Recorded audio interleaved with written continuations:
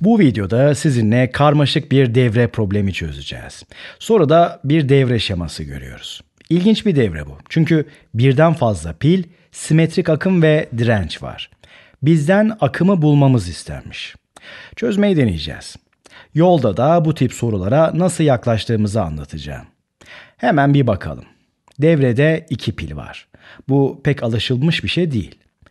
Burada iki direnç var. İkisi de 1,4 ohmluk. Üçüncü bir direnç de burada. Bizden bu dirençteki akımı bulmamız isteniyor. Yani I akımını arıyoruz. Ben bu tip bir soruyla karşılaştığımda ilk olarak şemayla biraz vakit geçiriyorum. Bakıyorum ve akımların ne yönde ilerlediğini, devrede ne olup bittiğini anlamaya çalışıyorum. Aslına bakarsanız devreyi ayrı bir yerlerde bir kez de kendiniz çizseniz devreyi çok daha kolay anlarsınız. Evet, önce 2 adet pili çiziyorum.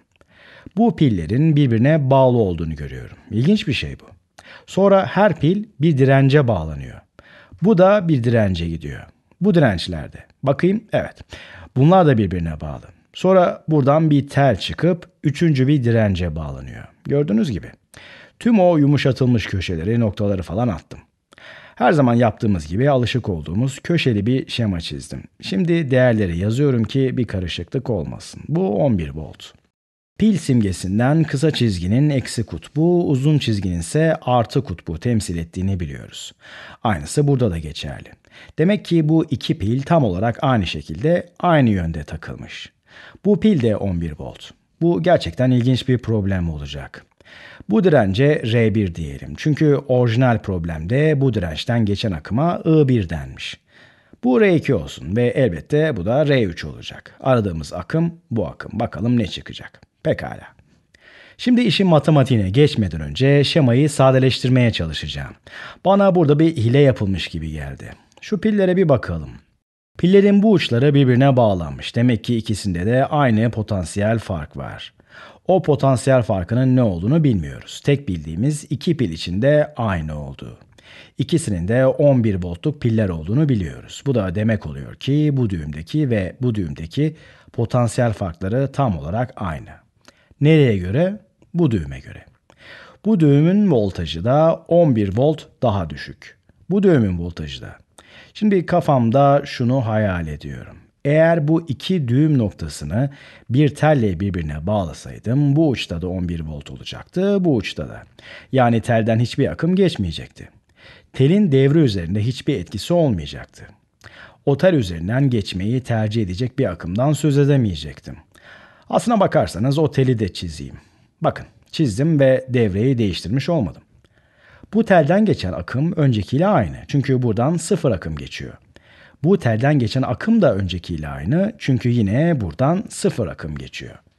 Çünkü her iki düğümün de bu düğüme göre potansiyel farkının 11 volt olduğunu biliyorum. Şimdi tam şurada şemayı tekrar çizmekte fayda var. Buraya baktığımda pozitif kutupları birbirine bağlı, negatif kutupları birbirine bağlı iki pil görüyorum. Yani aslında bu iki pil tek ve büyük bir pil gibi davranıyor. Öyleyse o şekilde çizeyim.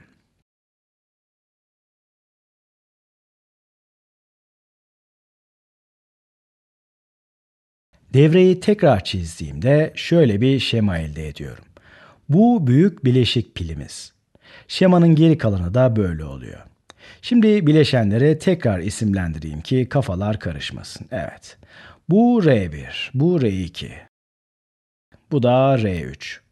Devremiz artık biraz daha basit görünüyor, değil mi? Şimdi daha da basitleştirebilir miyim ümidiyle devreye bir kez daha göz atıyorum. Ve tam burada bu bölgede R1 ve R2'nin paralel bağlandığını görüyorum. Uçlarındaki potansiyel farkı aynı. Bu da birbirlerine paralel oldukları anlamına geliyor. Paralel dirençlerin nasıl sadeleştirildiğini hatırlıyor olmalısınız. Artık ezbere bildiğimiz paralel direnç denklemini kullanacağım. Denklem şu. Farklı bir renge geçeyim. Evet. R1 ve R2 dirençleri birbirine paralel. Bu simgeyi şimdi ben uydurdum. Birbirine paralel iki çizgi dirençler birbirine paralel demek. Ve birbirine paralel iki direncin formülü R1 çarpı R2 bölü R1 artı R2. Hadi değerleri yerine koyalım. Zaten şemada yazıyor. R1 ve R2'nin değerleri birbirinin aynısı. Ve paralel dirençler söz konusu olduğunda bunun özel bir anlamı vardı. Çünkü bu ifade R çarpı R bölü 2R'ye dönüşüyordu demiştik. Direnç değerleri birbirine eşit. O yüzden hızlıca yapabiliyorduk işlemleri. Dolayısıyla bu R ile bu R birbirini götürüyor. Yani eğer paralel dirençler birbirine eşitse toplam direnç söz konusu direnç değerinin yarısına eşit oluyor. Şimdi gerçek değerleri yerine yazıyorum. 1,4 ohm bölü 2 eşittir 0,7 ohm. Bu buradaki iki paralel direncin eşdeğer direnci. Devreyi bir kez daha çizme vakti geldi. Hadi çizelim. Pilimiz bu.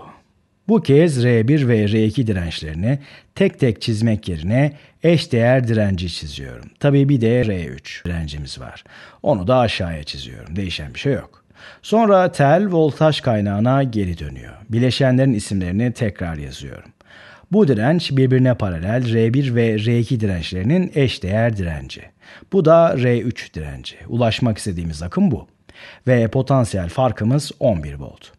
Burası pilin pozitif kutbu. Burası da negatif kutbu. Artık önümüzde çok basit bir devre var. Hadi değerleri yerine koyalım. Birbirine paralel R1 ve R2 dirençlerinin eşdeğer direnci 0,7 ohm. R3 neymiş bakalım? 2,7 ohm. Bundan sonrasını zihinden bile yapabilirim. Bu ikisi artık seri şekilde bağlanmış iki dirençten ibaret. O zaman ohm kanunu yazalım. V eşittir IR. Ben vaktinde bu şekliyle ezberledim. Öyle gidiyor. I'yı bulmaya çalıştığıma göre akımı yalnız bırakıyorum. Ne oluyor? I eşittir V bölü R. Artık değerleri yerine yazmaya başlayabilirim. I eşittir 11 volt bölü toplam direnç nedir? Bakın dirençler seri bağlanmış. Öyleyse toplam direnç bu iki direncin toplamıdır değil mi? O da 0,7 artı 2,7'ye eşittir. Paydadaki işlemi yaptığımda akım eşittir 11 bölü 3 bölü 4. O da eşittir. Bunu artık hesap makinesiyle çözeyim. 11 volt bölü 3 bölü 4 ohm eşittir sonuç 3,23 bir şey. Birimi de amper olacak. İşte aradığımız cevap bu. Bir de buraya yazayım. I eşittir 3,2 amper. Şimdi bakalım cevabımız doğru muymuş. Ve cevap işte bu. İşte bu kadar. İzlediğiniz için çok teşekkürler.